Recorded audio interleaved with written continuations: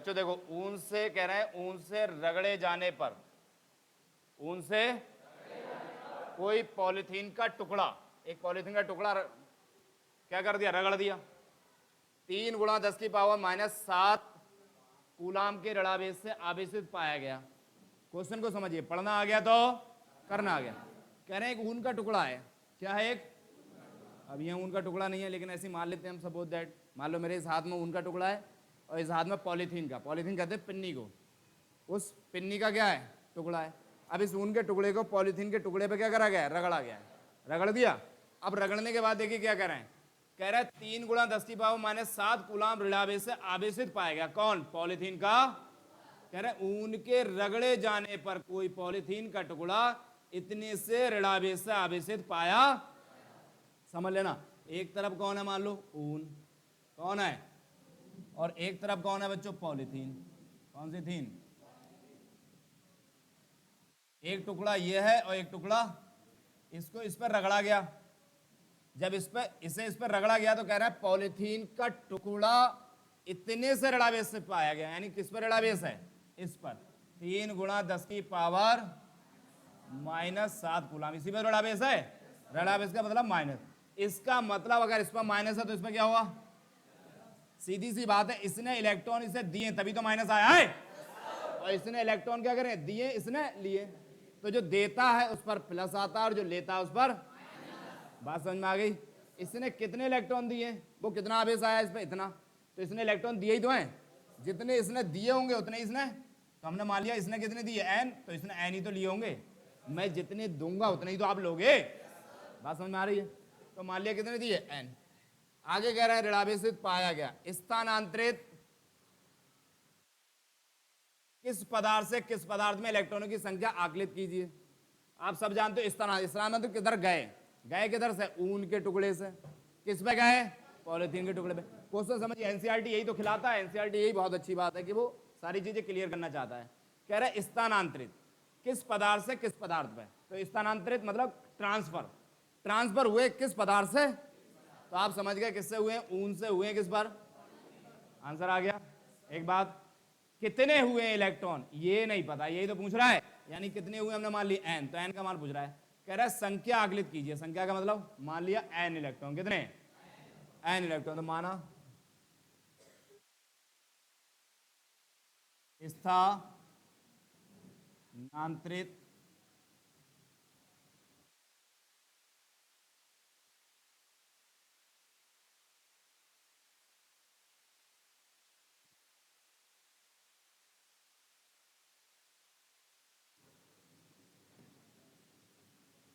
माना स्थानांतरित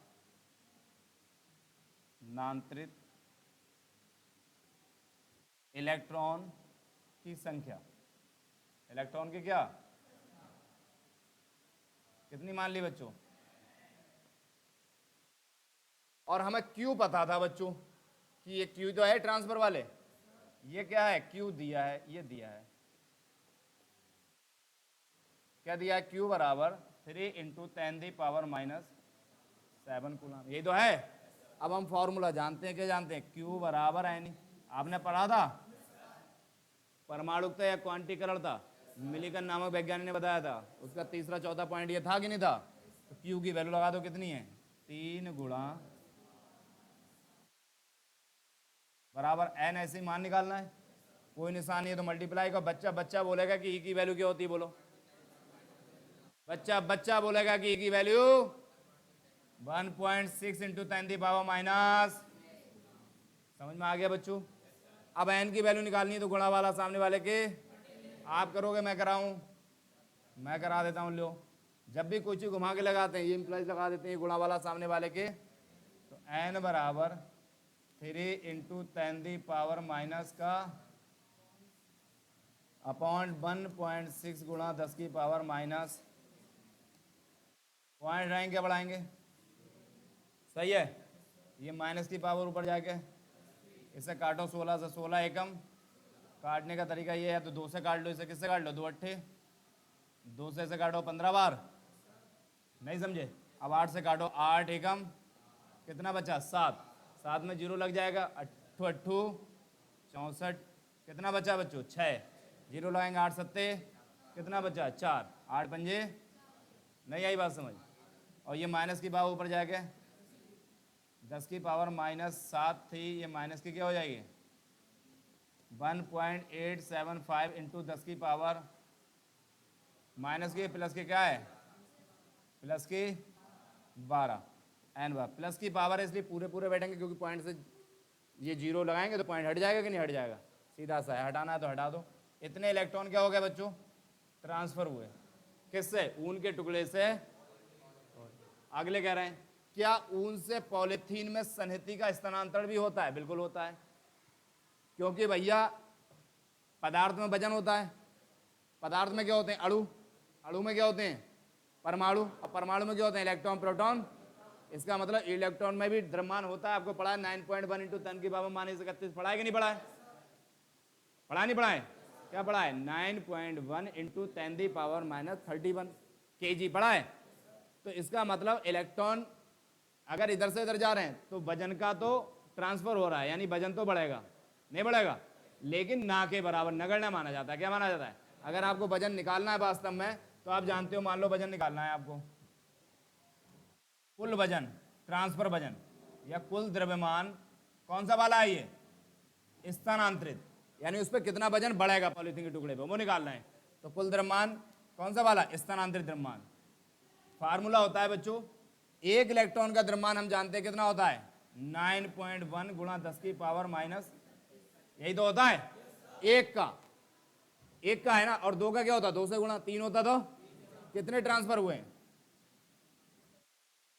इससे क्या कर देंगे हम मल्टीप्लाई, और क्या आ जाएगा हमारा जो वजन आएगा। लेकिन ये नगण्य लगभग नगण्य माना जाता है, ये बहुत ना के बराबर वजन होता है, इसलिए आप जो आंसर लिखोगे उसे लिख दोगे इतना वजन लगभग नगण्य के बराबर, या नहीं भी लिखोगे इतना वजन क्या हुआ ट्रांसफर हुआ, उससे कोई दिक्कत नहीं। बात समझ में आई भैया, एक इलेक्ट्रॉन में इतना, एक दिया तो इतना, दो देंगे तो दो आ जाएगा, नहीं 2 से मल्टीप्लाई होगी, 3 देंगे तो 4 देंगे तो, दिए कितने हैं तो इतने से तो मल्टीप्लाई होगी, और ये काम आएगा किलो।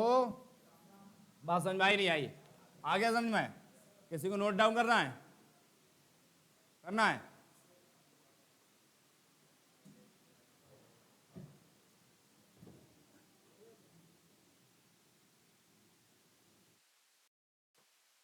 ये तो हम कल कर चुके थे, है अगला है, ये है बेहतरीन क्वेश्चन, लो भैया इसमें लगेगा पोटेंशियल, एनसीईआरटी ने खिला दिया, यही है। अब नीट की एग्जाम दे रहे हैं लोग, फिजिक्स आ रही है बहुत टफ, पढ़ ही नहीं रहे फिजिक्स 12th वगैरह में, अब वो 1-2 साल में कितनी तैयारी करेंगे, तो जो बेहतरीन बच्चे हैं वो ज़्यादा पढ़ लेते हैं, और जो हमारे लोकल बच्चे हैं वो।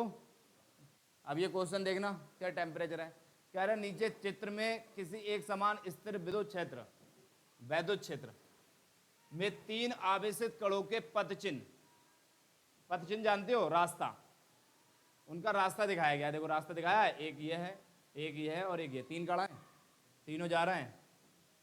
कह रहे ट्रैक, ट्रैक कहते हैं जिस पर दौड़ा जाता है, भागते हैं, पथ को कहते हैं, रास्ते को कहते हैं। दर्शाए गए हैं तीनों आवेशों के चिन्ह लिखिए, तीनों आवेशों के लिखना है चिन्ह, कि कौन सा प्लस है कौन सा, कोई कण है तो उसका चिन्ह क्या होता है, मतलब या तो प्लस होगा या तो धनावेश होगा या तो पॉजिटिव होगा या। कह रहे इनमें से किस कण की आवेश संहति अनुपात Q/M होगी और अधिकतम है किसकी, करें आपको अभी पता लग जाएगी। बताओ बच्चों, ये जो जा रहा है कह रहा है एक समान वैद्युत आवेश में है, दर्शाएगा तीनों आवेशों के चिन्ह लिखिए। ये कौन सी प्लेट है, ये वाली जो प्लेट है वो कौन सी है, पॉजिटिव है, और ये माइनस की वजह से ये वाली कौन सी हो गई, तो आप समझ गए ये पॉजिटिव है और ये, और आप सब जानते हो पॉजिटिव की तरफ कौन अट्रैक्ट होगा, तो इसका मतलब ये दोनों पॉजिटिव की अट्रैक्ट हो रहे हैं, तो ये नेगेटिव और क्लियर हो गया। ये नेगेटिव की तरह अट्रैक्ट हुआ तो ये, लो भाई चिन्ह का तो काम हो गया। चिन्ह कैसे हो गए, एक समान स्तर वैद्युत क्षेत्र में पथ चिन्ह है जो उनके तीनों आवेशों का चिन्ह, ये दोनों कैसे होंगे, और ये एक आंसर खत्म। दूसरा समझिए, इनमें से किस कण का आवेश संहति अनुपात Q/M में अधिकतम है, बताना है। यानी कि ये विस्थापित हो रहे हैं, तो सबसे ज्यादा विस्थापित अगर आप देखेंगे तो कौन हो रहा है? देखो ये गया ऐसे करके गया और इतना सा मुड़ा है, खाली कितना सा मुड़ा है? इतना ही तो मुड़ा है।